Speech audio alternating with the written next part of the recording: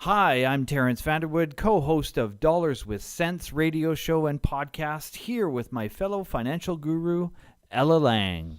Hi, Terence, and hello, everyone. Thanks for joining us. Comprehensive financial planning is our passion, and helping people grow and protect their wealth is our mission. We've dedicated our episodes to a variety of different listeners, new parents, business owners, seniors. But what about the ladies?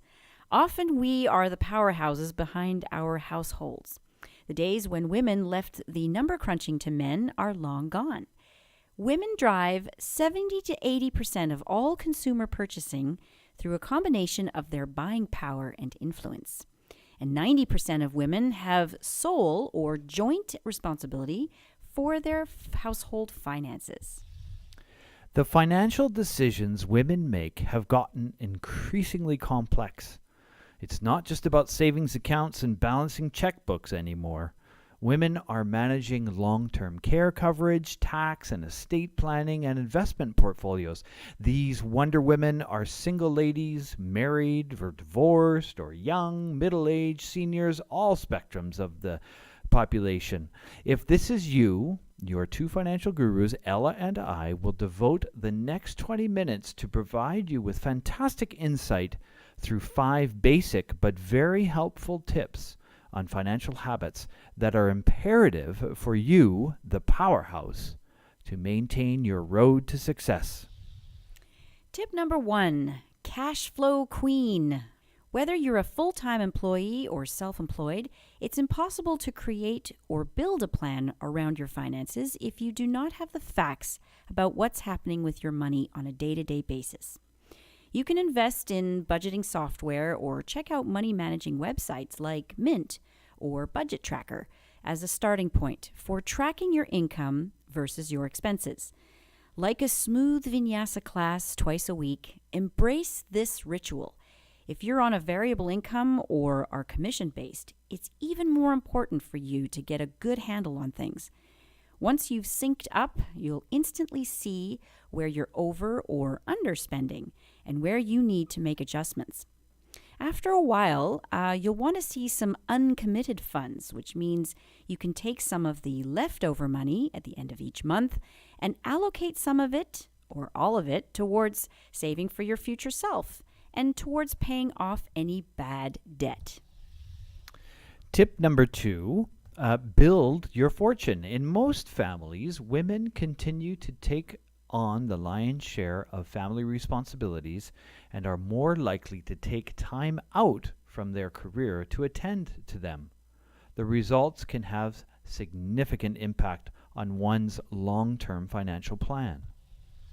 That's right. The most obvious result is the impact of not earning an income during the time off. We ladies travel, we get married, we have children. Some of these events come and go in our lives that inevitably put a woman's career on hold. We all know that it's important to do the right thing for yourself and your family, and if that means taking time away from your career, then you go, girl. Just remember that this loss of income usually means that you stop saving, and for some, stop investing, which by extension reduces the amount of time investments will have to benefit from the positive impacts of compound growth. Statistics prove that not participating in the workforce can slow career progression. Many women that take extended leaves return to the same level of position upon their return, while our counterparts who have worked right through have been promoted to higher level positions with increased salaries. This all needs to be taken into consideration with your initial plan and supports the need to do a review on an annual basis to realistically see where you are, what direction you plan to take next, and whether or not you need to make any adjustments to make sure that you will still meet your financial goals. Since women are known to live longer than men on average, it is even more important to build up an adequate cushion for those golden party years. Saving early on and as often as you can sets you on a direct path to a healthy financial future. Not only are you training a mindset for yourself to treat your savings like a bill payment, but you're also taking advantage of the beauty of compound growth the entire time. Paying yourself first is an absolute rule you need to impose on your pocketbook. Right. As responsible women, we tend to pay all the bills first, then look after family needs. We even give more money to charity on average than Canadian men. But who pays us, right? So include saving every month for your emergency funds, your retirement, and future goals. So tip number 3, charge it, but pay it off fast. Ladies, did you know that it's only been just over 40 years that the Equal Credit Opportunity Act was put in place? This granted women the right to have a credit card in her own name. Well, this allowed for an unprecedented degree of independence for women. It's our favorite weapon, and we take it with us wherever we go. But knowledge is power when it comes to the difference between good debt and bad debt. Student loans and mortgages are typically on the good end, while credit card and other consumer debt are on the bad end. Credit cards are a great tool, so don't get me wrong, but man, are the credit card companies making money off us. Remember, the average interest rate is 19%, ladies. For borrowing $1,000, you're paying $190. That's 2 weeks of groceries, or 1 month's after-school daycare, or a pair of shoes. It's all relative, but just don't let it get out of hand for too long. Saving money into a splurge account to use instead of whipping out the plastic for impulse purchases is a great way to curb credit use. Get into the habit of checking your credit score annually and being responsible for paying balances off in full each month, but definitely more than the minimum due to save interest buildup and reduce stress. Now, knowing when to say yes and no. That's tip number 4. Terence, take it away. Saying no to items that can derail your financial plan, like last-minute vacations, dining out, and impulse purchases. I'm not saying you can't do these things. Savvy ladies just have a plan for these expenses. Say yes to career and educational experiences that add to your value and ability to earn an income. Women still earn less than men on average. Your most valuable asset as a young professional is your ability to earn an income, or otherwise known as human capital. Take continuing education classes, read personal development books, seeking out a mentor, and staying current on trends and developments within your industry will enhance your earning power and ability to save. Tip number 5, protect your fortune. As mothers, women try to eliminate danger around their children as much as they can. A control over certain risk extends to having the right kinds of financial protection in place, as it will guard you and your family against potential future income loss. Single women seem to think that because they don't have any dependents, there's no need for insurance. And women in a relationship think that their partner's insurance will cover any emergencies. But as a financial Wonder Woman, there is no way you're going to leave that to chance. That's right. So check on your disability, critical illness, life, health, auto, and home or renter's insurance annually. And when there are changes to your situation, ensure you understand coverages, premiums, and deductibles. Yes, and remember, disability insurance kicks in as monthly income replacement. So when an accident or sickness occurs, in addition to ongoing expenses like mortgage or rent, food, clothing, utilities, taxes, and other bills, there could be new medical and rehabilitation costs, additional childcare expenses, career retraining, and or ongoing lifestyle changes that could prove expensive. At a time when the flow of regular income is disrupted by the disability, how are you likely to cope with a new additional expense? How would your family fare without you? Most importantly, when would you even begin to think about retirement planning in case the disability is long-term?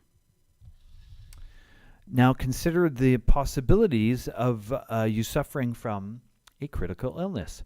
Take a look at the stats on your screen now. Many people buy a lottery 649 ticket without even thinking about the odds of winning. But far too few of us invest in protection against something with a much higher chance of occurring. So the odds in Canada are Lotto 649 draw. Your chances of winning are 1 in 14 million. Oh my God. No real surprise there. We all know it's a long shot. Your chances of having a disability that will interrupt your work capability, or you won't be able to bring in an income for 90 days or more before the age of 65 is 1 in 3. Whoa. Heart disease is also affecting women as 1 in 3. That means out of 3 women, if you have 3 girlfriends around you, one of you will end up with heart disease. 1.25 of you will end up with cancer. And a little bit more specific into the cancer, 1 in every 9 women will have to deal with breast cancer. These statistics are taken from the Heart and Stroke Foundation and the Canadian Cancer Society. Critical illness provides a lump sum benefit to an individual who is diagnosed with the specific serious life-altering illness or medical event. The most common examples, as we've stated from the statistics above, are heart attack, cancer, stroke, and heart disease. Provided you survive for a 30-day period after the diagnosis, you will get the lump sum benefit tax-free. You can do whatever you need with that money. Seek treatment abroad. Pay for extra support around the house. Care for your children. Or, even if you have terminal cancer and you survive for 30 days, you can take that for the trip of your lifetime. It's your choice. Most benefit amounts are based on a year's salary, and this ensures recovery and survival after the serious illness. This is actually the reason that critical illness insurance was created in the late 80s, as recent as the late 80s, because people were going back to work too quickly after an event and then were dying within a year of that illness. Disability and critical illness insurance are all living benefits, but a plan is not complete until you've covered your major liabilities and made plans for your estate to go to the right people instead of the tax man. Make sure, ladies, that you have a will in place as well as a power of attorney, and seek advice from a licensed financial planner like ourselves on how to effectively use life insurance for your estate planning needs.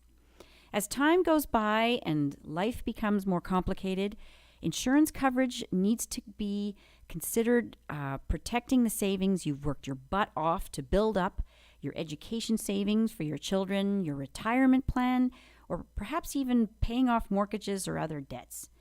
Maturity brings a broader perspective into focus as we consider things we never have before, like preserving estate values and having the resources to deal with medical and physical needs should our health suffer.